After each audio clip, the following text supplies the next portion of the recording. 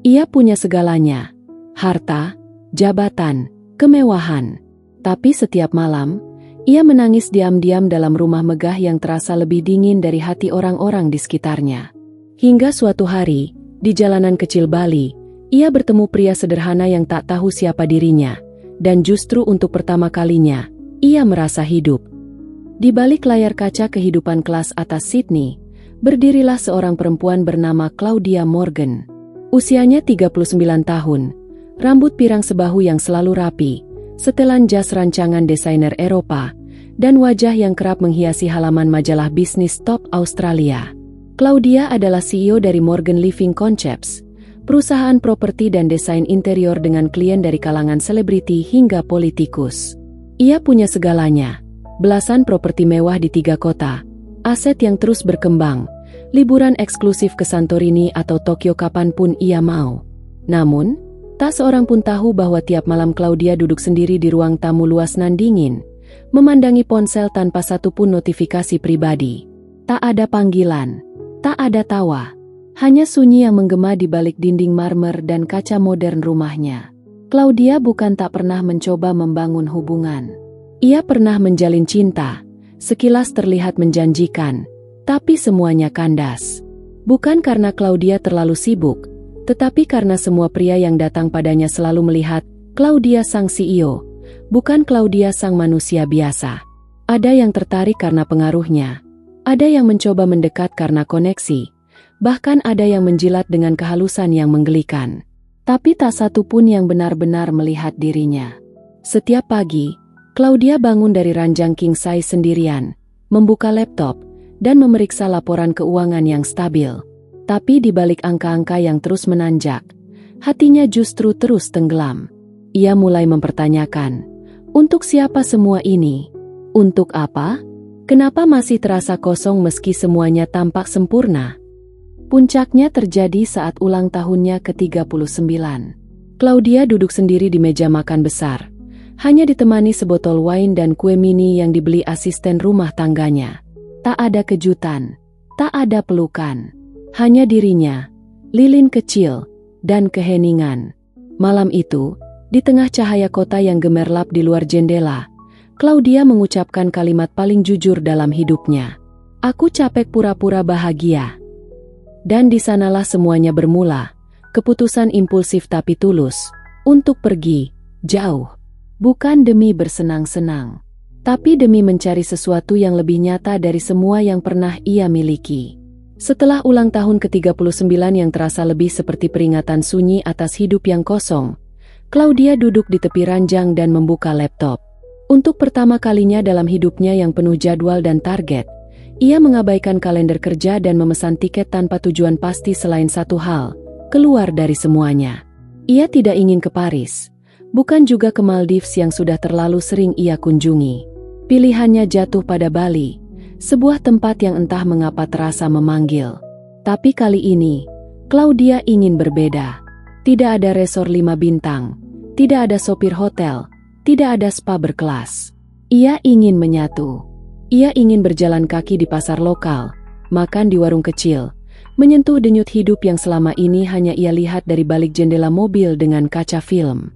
Setibanya di Bandara Ngurah Rai, langit mendung menyambutnya. Angin lembab membawa aroma tanah dan hujan yang menggugah perasaannya. Claudia menolak layanan hotel dan menerima rekomendasi dari pengelola villa kecil bergaya tradisional di Ubud, seorang sopir lokal bernama Randy.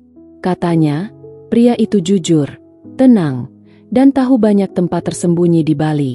Claudia melihat Randy pertama kali saat pria itu berdiri dengan senyum sopan dan papan bertuliskan namanya.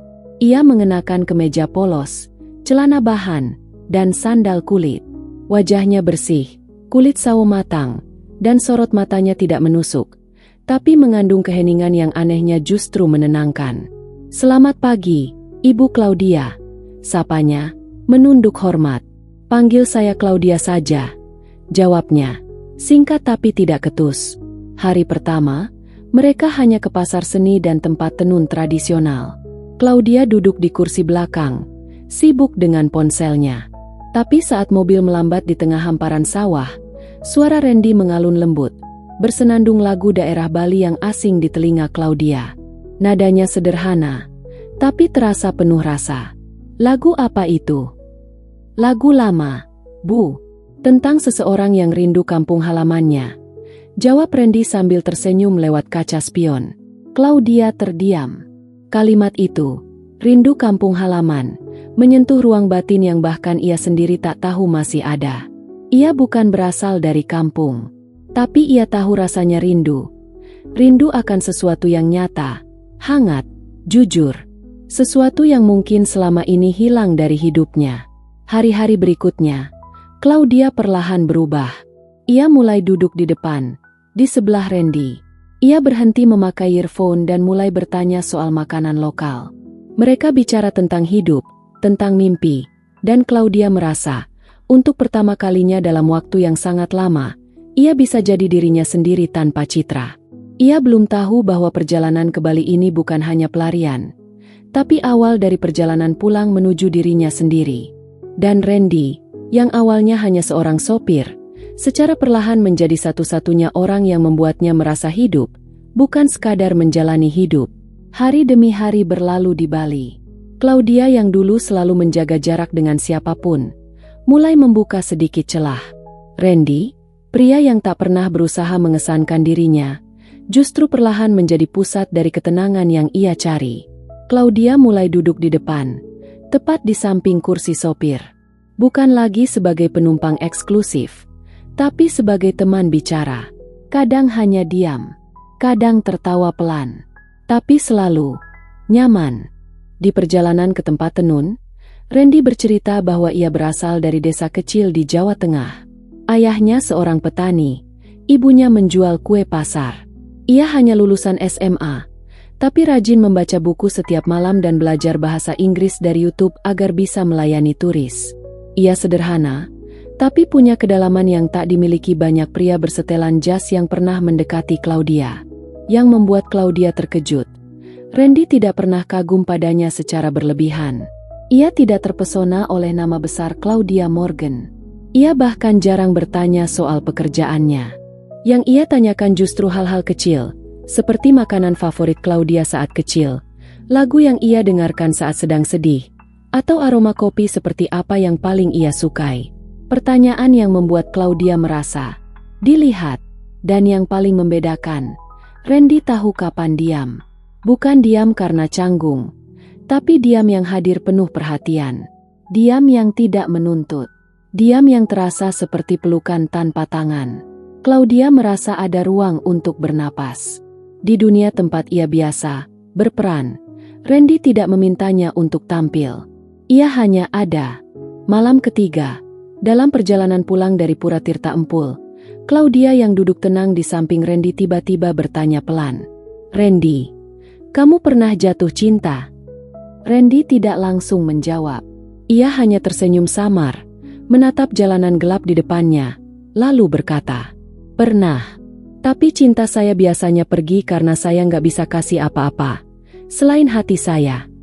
Claudia terdiam.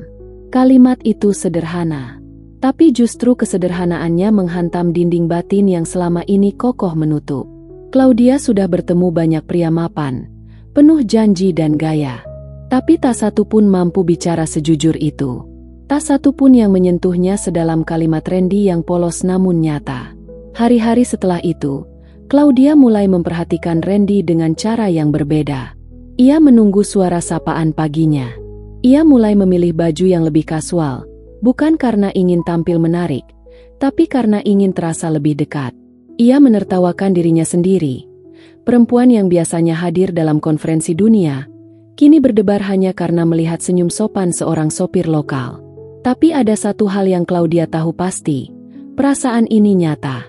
Bukan tentang status, bukan tentang fisik, tapi tentang bagaimana seseorang membuat kita merasa pulang, tanpa pernah meminta apa-apa. Dan tanpa sadar, di antara sawah, warung kecil, dan senja yang sederhana, benih cinta itu mulai tumbuh. Bukan dengan gegap gempita, tapi dengan tenang, dengan keheningan yang hangat. Hari ke-12, Claudia duduk di balkon villa, memandangi langit Bali yang mulai berwarna jingga. Hanya 3 hari tersisa sebelum ia kembali ke Sydney, kembali ke gedung pencakar langit, laporan keuangan, dan makan malam di restoran berbintang. Tapi hatinya belum siap. Ada sesuatu yang belum selesai. Ada rasa yang belum terucap. Yang lebih menyiksa, Claudia merasakan perubahan. Randy mulai menjaga jarak. Kalau sebelumnya ia selalu menyambut Claudia dengan tawa dan cerita, kini ia bicara seperlunya. Sapaan paginya menjadi formal, seperti kembali ke hari pertama mereka bertemu. Claudia bingung. Apakah ia salah memberi sinyal? Apakah Randy tahu bahwa hatinya mulai goyah? Di satu sisi, Claudia ingin jujur, ingin mengatakan bahwa ia takut kehilangan. Tapi di sisi lain, ia tahu realita mereka terlalu berbeda. Claudia adalah ikon bisnis Australia. Randy adalah pemuda dari desa di Jawa. Perbedaan itu terlalu mencolok, terlalu sunyi untuk dibicarakan. Namun hati bukan sesuatu yang bisa selalu tunduk pada logika. Dan Claudia, untuk pertama kalinya dalam hidupnya, takut menyesal. Puncaknya terjadi di hari ke-13, saat Claudia meminta Randy mengantarnya ke Pura Lempuyang, tempat spiritual yang dikenal sebagai gerbang surga. Langit mendung, kabut tipis turun perlahan, membuat suasana menjadi magis dan sunyi.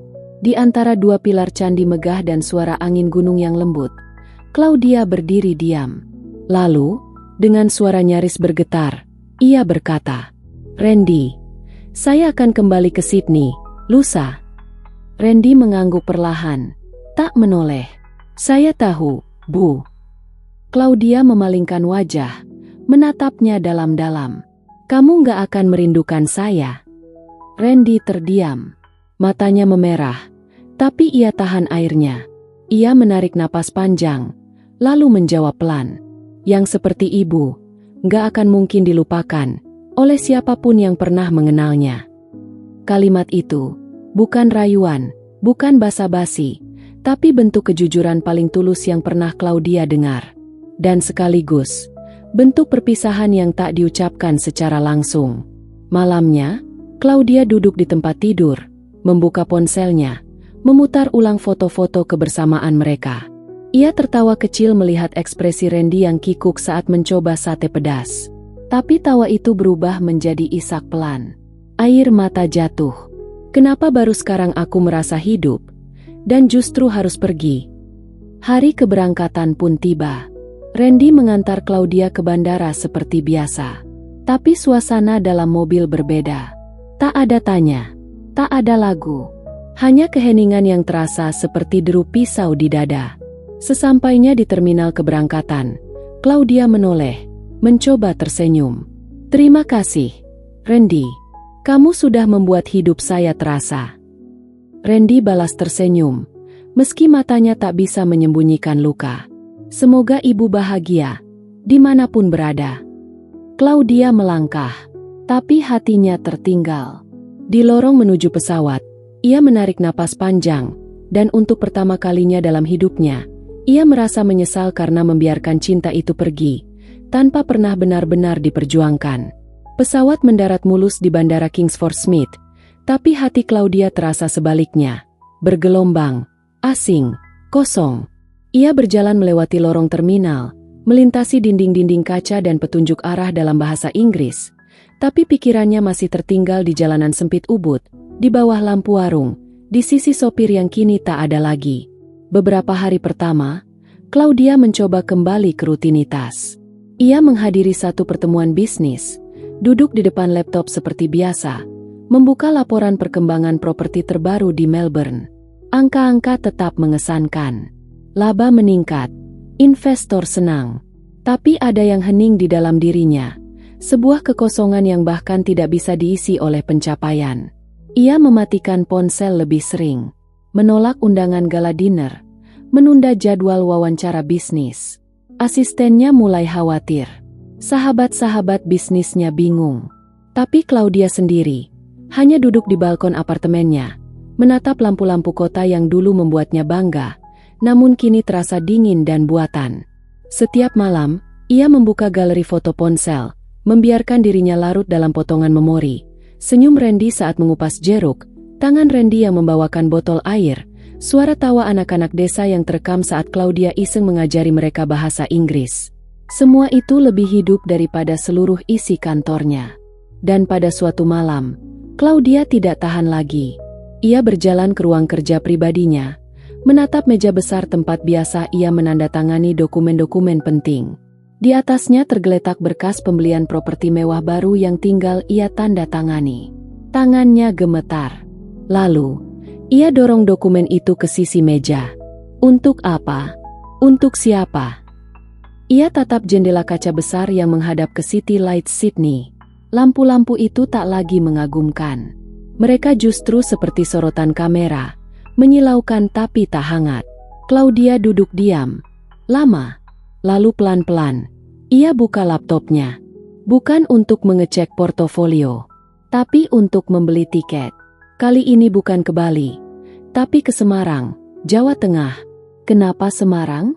Karena ia ingat, dari setiap percakapan ringan di dalam mobil, Randy pernah menyebut nama desa kecil tempat ia tumbuh.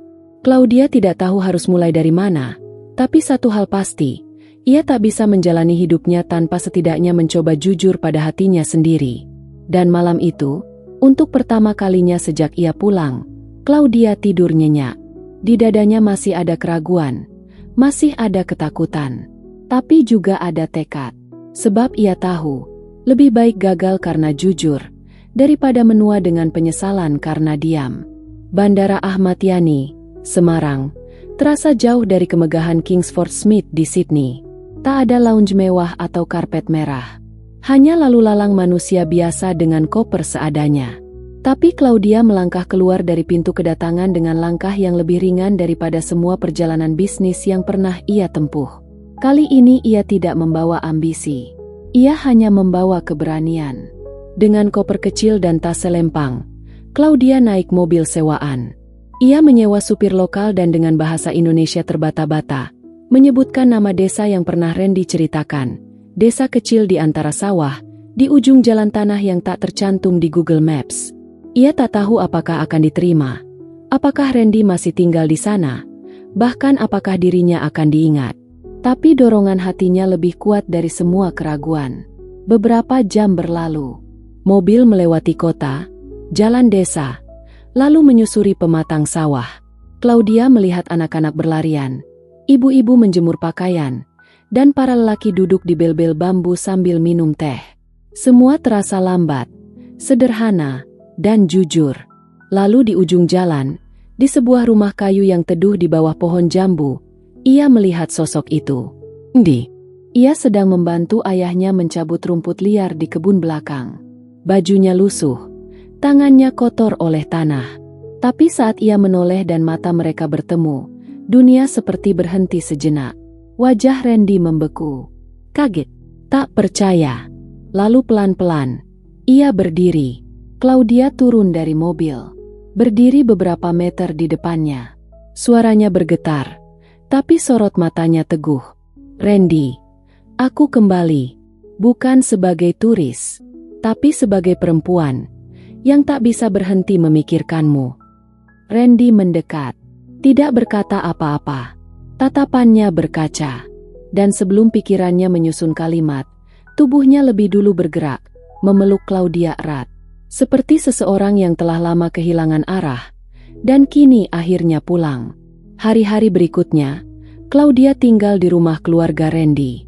Tidur di kasur lantai, mandi dengan air sumur, dan makan dengan tangan. Ia belajar menyendok sayur asem, menumbuk sambal, dan mencuci piring di luar rumah. Ia sempat terpeleset saat menimba air, tersedak saat makan cabai mentah, tapi ia tertawa. Tulus. Warga desa awalnya heran. Seorang bule cantik tinggal di rumah bambu? Tapi Claudia tidak datang untuk dikagumi. Ia datang untuk hidup. Ia mulai membantu ibu Randy di dapur, mengobrol dengan tetangga, bahkan ikut menjemur gabah di halaman. Dalam waktu singkat, ia tidak lagi disebut tamu. Ia jadi bagian. Yang paling menggetarkan adalah saat Claudia berkata pelan pada Randy, di pagi ketiga mereka duduk di belakang rumah. Kalau kamu izinkan, aku ingin tinggal di sini. Bukan untuk liburan, tapi untuk hidup. Denganmu. Randy tak menjawab. Ia hanya menggenggam tangan Claudia. Lama. Dan dengan mata yang menyimpan sejuta rasa, ia mengangguk. Claudia tidak hanya menemukan cinta.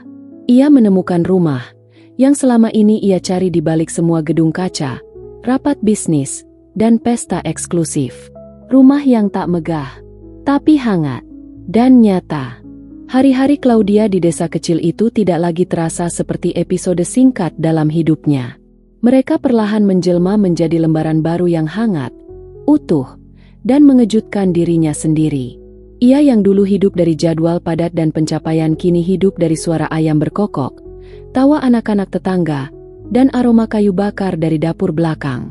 Pagi hari Claudia mengenakan sarung dan kaos longgar, ikut belanja ke pasar bersama Ibu Randy. Ia belajar menawar tempe, memilih cabai, bahkan pernah salah beli tepung karena tak tahu bedanya. Tapi warga desa tak menertawakannya.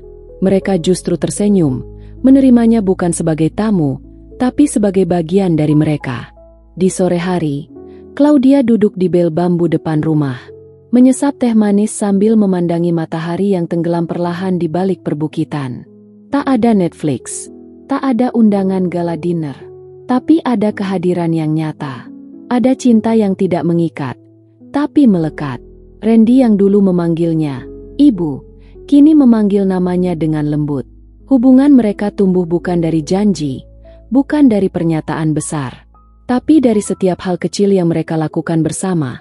Memasak, menanam padi, mengajari anak-anak menulis, berbagi diam yang nyaman. Claudia mulai mengajar bahasa Inggris secara sukarela di balai desa. Ia membawa papan tulis kecil, buku cerita, dan bahkan menyumbangkan laptop lamanya untuk remaja desa yang ingin belajar komputer. Randy menatap semua itu dengan penuh bangga.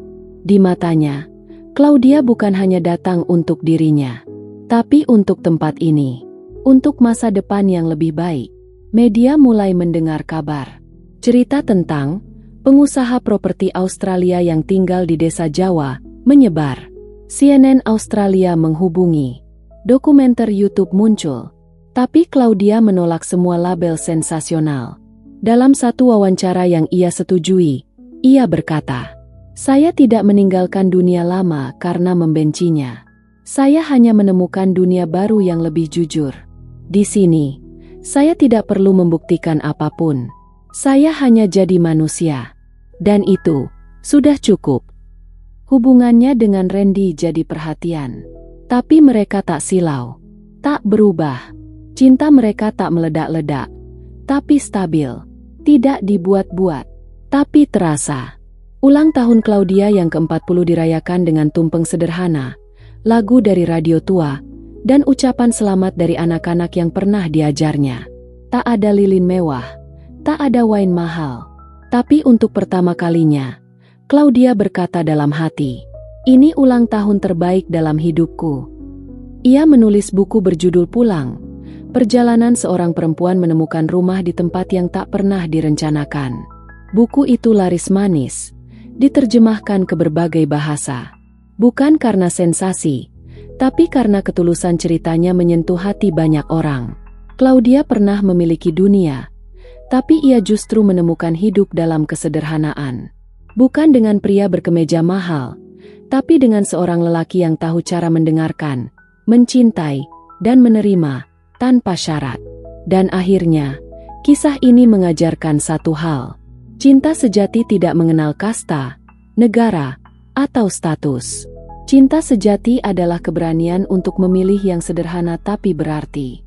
Untuk melihat bukan dengan mata, tapi dengan hati. Dan untuk mencintai, tanpa perlu alasan.